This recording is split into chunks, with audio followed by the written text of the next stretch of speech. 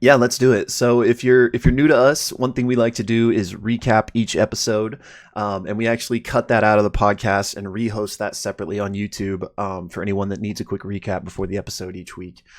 So if you find yourself on that video and you're like, "Hey, these guys aren't too annoying," definitely check out our full podcast, which we'll link in the description or in the comments or something.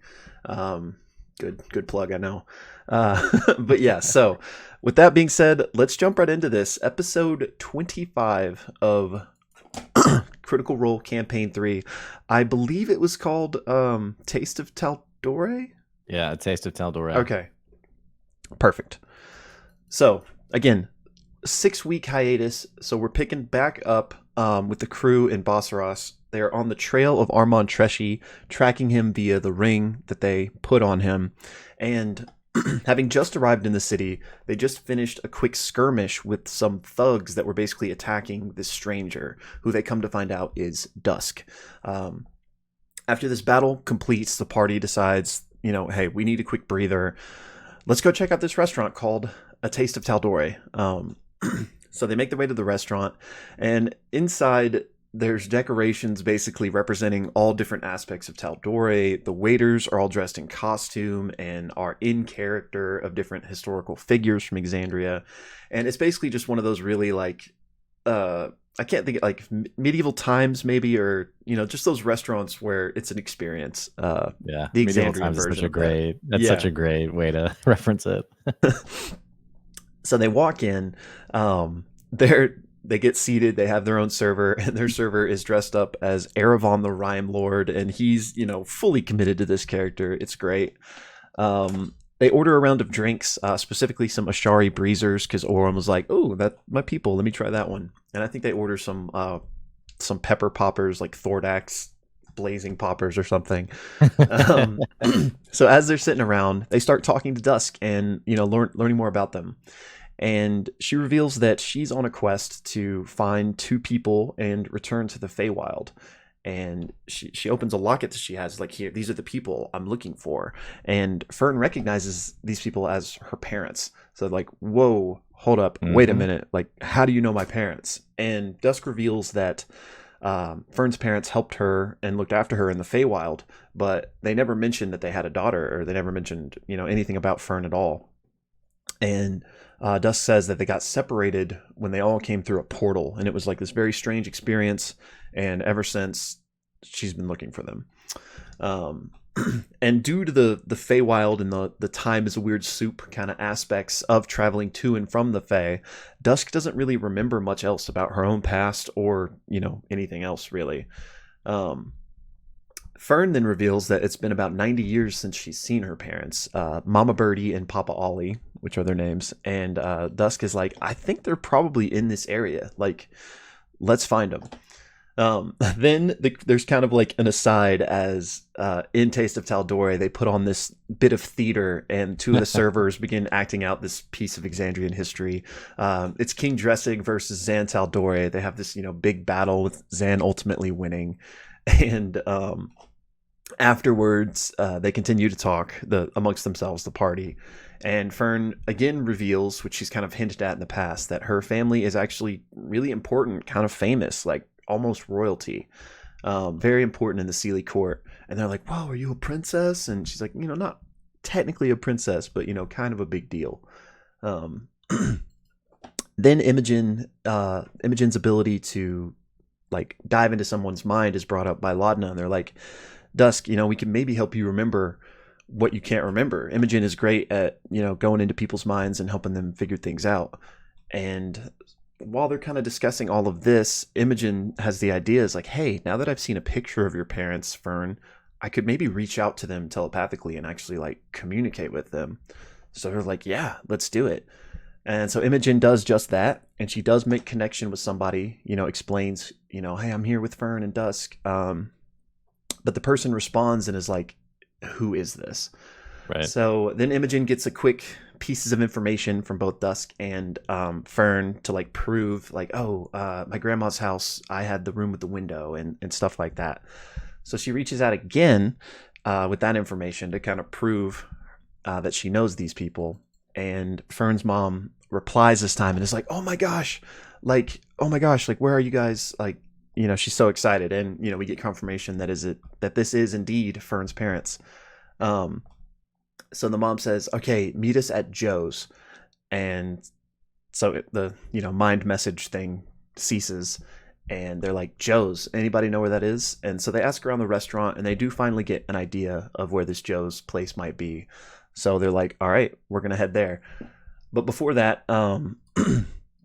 the party goes and checks out the gift shop, specifically FCG and Laudna kind of taken aside together, and Laudna basically spills the beans to FCG about the kind of argument her and Imogen are in about the whole Null Rock situation.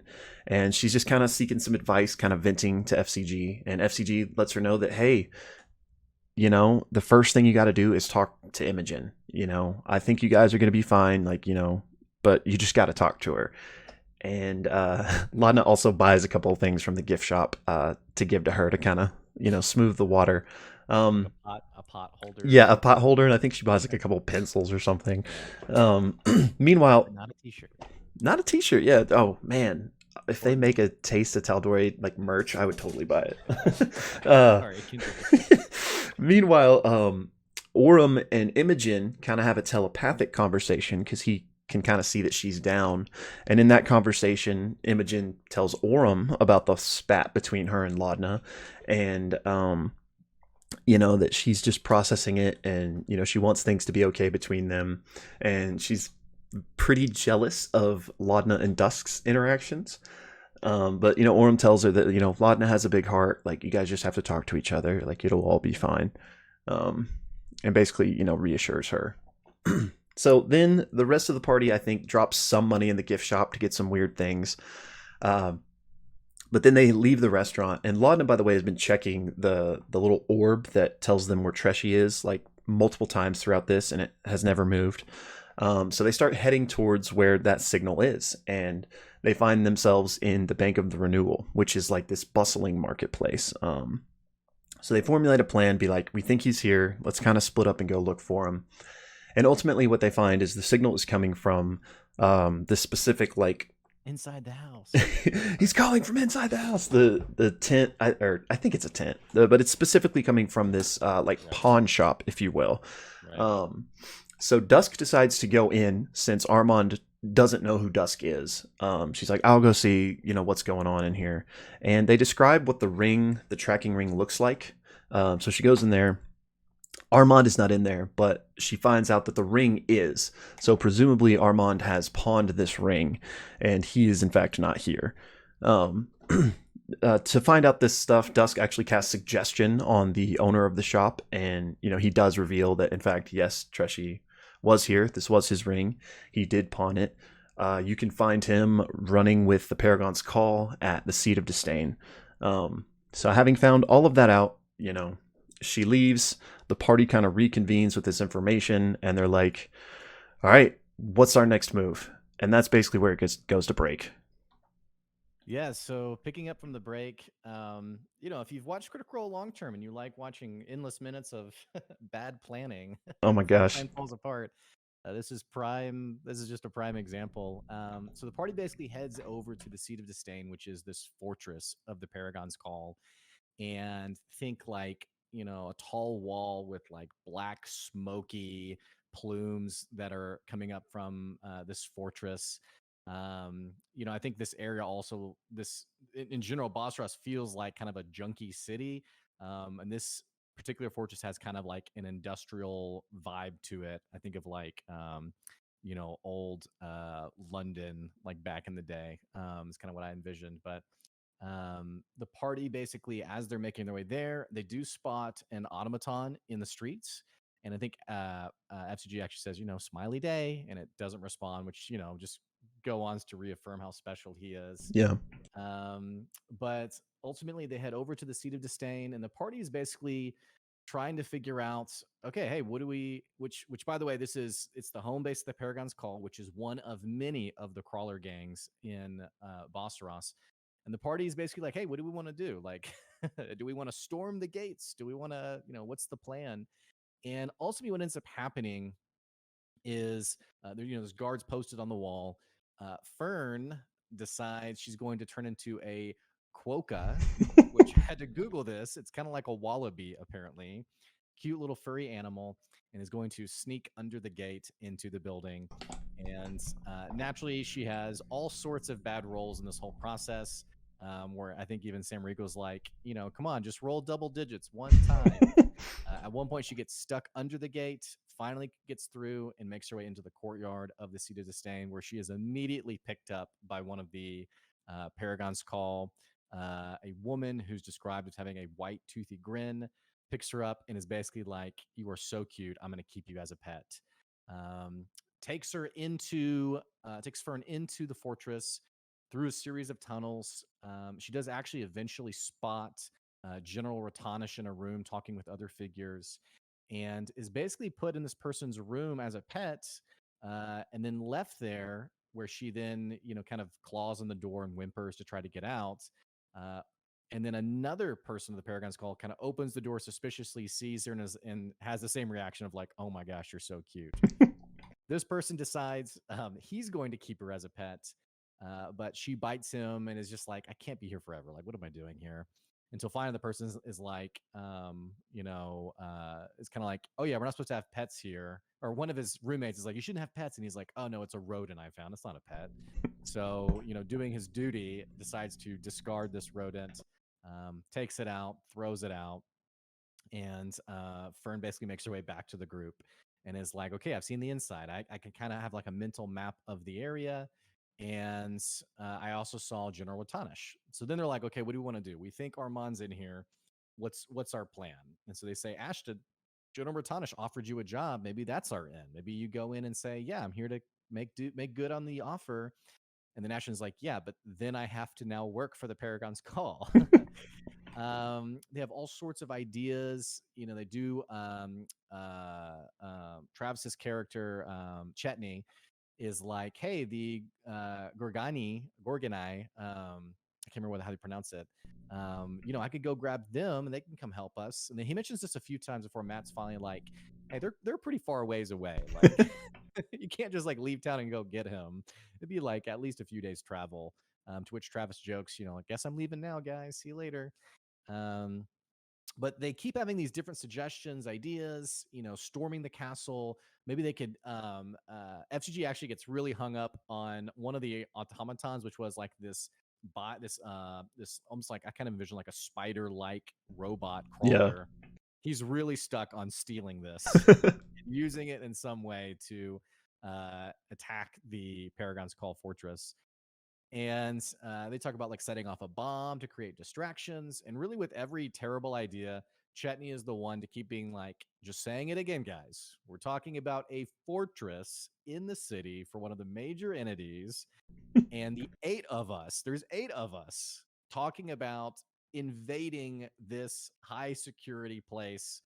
And then Orm points out too, like, "Yeah, it's not like Armand Treshy's going to rush out and be like, 'What's going on?' If nothing else, they're going to stow him away to safety.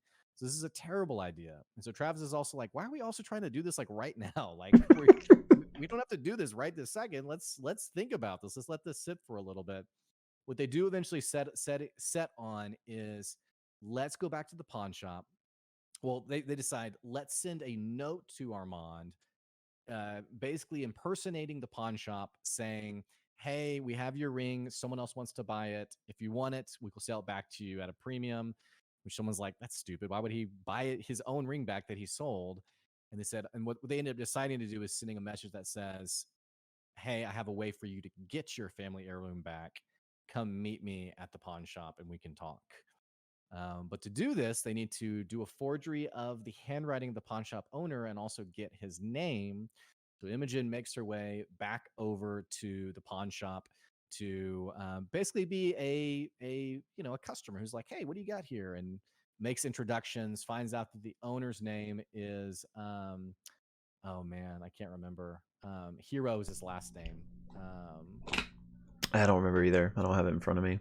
Yeah. I don't Not have a it in big front of me, deal. but add-on hero, and Oh, it's nice. it's a detail because Ashton points out like, "Oh, the heroes are like a major family in this town. They own the bazaar. I mean, they're power players." So they're like, okay, wow, this is going to be really meaningful. Getting a note from Adon Hero then. And so they also decide to go back to their hotel room and have like a forgery party and see Yay. who can maybe craft the best forgery, which Orem finally does with the 23. There are a couple other side conversations that happen. Dusk actually asks Imogen, "Hey, are you and Laudna a thing? Because I'm like getting some vibes."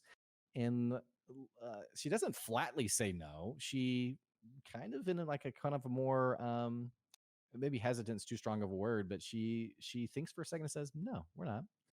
And then Ashton jokingly turns to Taliesin turns to Lauden and is like, "Hey, so I've been noticing you and Imogen," just as a joke. But also Orem and it's not Orem. Ashton does follow up with Laudna being like, "Hey, what's going on with you guys?" And Laudna just breaks into tears, these black inky tears, and is just sobbing over breaking the rock, and says she got this pot holder for her, which Ashton's like, maybe you should get something related to the actual offense. And she jokes, she says, "I'm gonna lay myself prostrate on a spiky rock and let her step on me," which I just thought was such a funny comment. But they're like, we'll keep working it. We'll keep figuring it out. So the group at least is aware of the fact that there is some tension between the two of them. All that to say, they finish their notes and they call it a night. And that is what happens in episode 25 of Campaign 3 of Critical Role, A Taste of Tal'Dorei. Bada boom, bada bing. Well done. Yep. I will not penalize you for using that expression. Thank you. All right. So, and if you're just watching the recap, click the link below for our full discussion breakdown. Hey, put your thoughts in there. Put your theories in the comments below. If we find one we really like, we'll definitely steal it as our own. So, I don't know what that dance was.